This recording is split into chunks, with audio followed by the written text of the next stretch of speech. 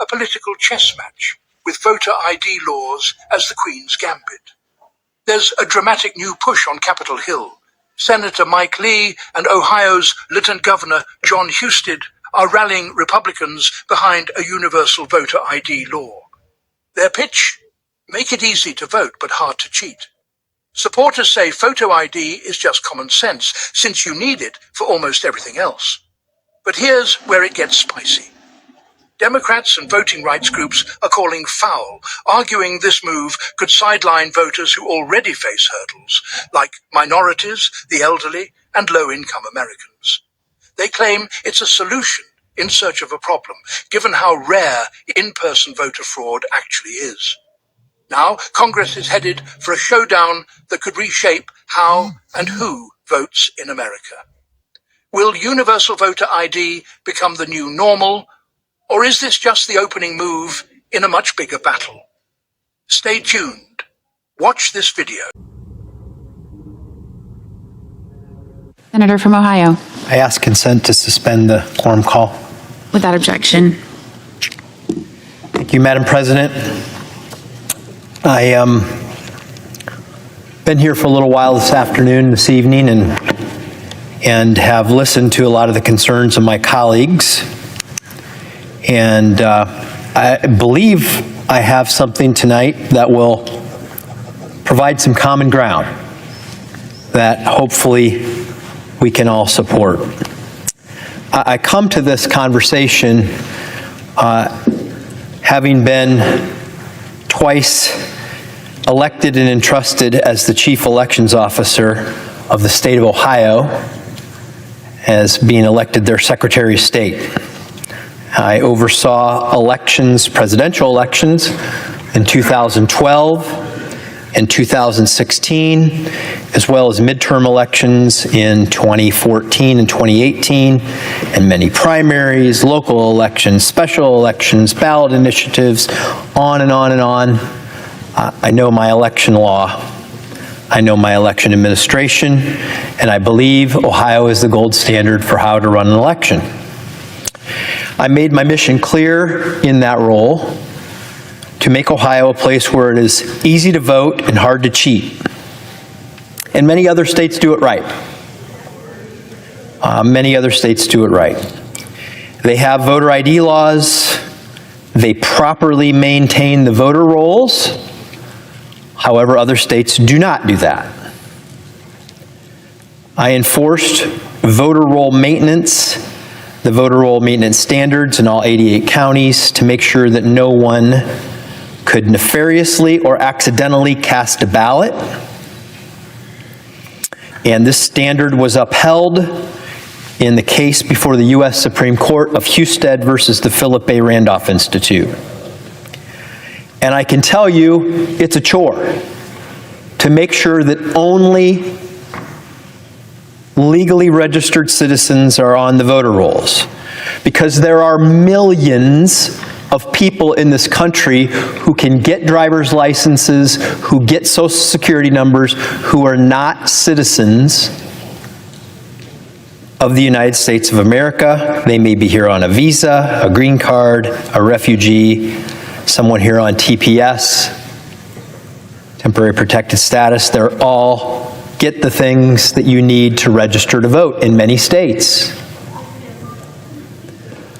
And when you're in a swing state, you have lots of outside groups that just want to register everybody because they get paid more and more and more the more people they register, even if those people are not legally allowed to be on the voter rolls. It's an important responsibility. I also launched an annual voter fraud and suppression report, which was a post-mortem on each election cycle. And we found cases every election of fraud and attempted fraud, even with all those safeguards in place. It was rare, but it was real. It was out there. And you may say, well, what's the big deal? It's a few hundred here, a few hundred there. We had 200 elections during my tenure. When you add up the local elections that were decided by one voter tied. Local elections, township trustees, political officials. Every vote counts, every vote matters. Ohio then implemented a required photo ID law at the polls, and with these reforms, there has been no evidence of voter suppression. In fact, with all of these measures in place, in the 2024 presidential election, it produced the second highest turnout that we've had in the past 4 presidential elections. And it's not surprising that people don't find it hard to produce an ID when they come vote, because it happens in their lives every single day. I know, for me, in the last week, I've had to provide an ID to enter a government building, an ID to rent a car, an ID to stay at a hotel. But many other things we commonly do in life, whether that's someone going to the local store to buy alcohol or tobacco, you name it. Lots of reasons that people have to supply IDs. They're very accustomed to doing it. And they do it all the time. So when they show up at the polls and ask for an ID, they already had it with them because they probably were already asked for it once that day. And in Ohio, and I'm sure other states do, I know other states do this and are perfectly capable of doing it. If you don't have an ID, the state of Ohio will get you one free of charge at the BMV. So, Madam President, when we talk about the Save America Act, it is trying to solve a simple problem, at least the provision that I'm here to talk about tonight, that we need to make sure that we know who is coming to the polls to cast their vote, because election integrity matters. But there are 14 states that do not have voter ID laws, even though 80% of Americans think it's a good idea. This is one of those issues that whether you talk to Democrats, Republicans, or independents, they say, yeah, photo ID makes sense. It's just kind of common sense that we would want to know who's voting when we cast a ballot to elect presidents and senators and governors. And like I said, I've tried to listen. I've heard my Democrat colleagues say that they don't oppose photo ID laws. Heard Senator Schumer say our objection as Democrats is not to a photo ID. Heard Senator Fetterman say he supports a photo ID law, and I guess if I could quote him, if the GOP wants real reform over a show vote, put out a clean, standalone bill, and I'm an aye. Well, that's what I'm doing tonight. The voter under this legislation could present a photo ID of any of the following: a state-issued driver's license that includes a photo and an expiration date, state ID that has a photo of the individual and an expiration date, U.S. passport, valid U.S. passport, a valid military ID, or a valid ID issued by a tribal government that includes a photo of the individual and an expiration date. Pretty simple, not complicated, easy to do. It's proven effective because many states already do it. We certainly do it in Ohio. I will add that it's also easier to administer when you have a photo ID and you're an election official. Because we have our neighbors show up every 2 or 4 years to work at the polls. They might be young children or young adults. We know we let high school students participate in that in Ohio. It might be a senior citizen. It could be anybody who decides that they're going to give of their day to go sit at the polls and check in voters. When you have a photo ID, it's simple.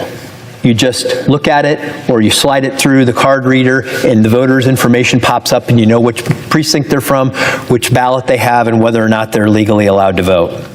Rather than trying to do it the old way, the bureaucratic way of having to look through poll books and making every poll worker who works there once every 2 or 4 years become a signature reading expert to try to determine whether or not somebody is truly allowed to vote in that precinct and they are who they say they are.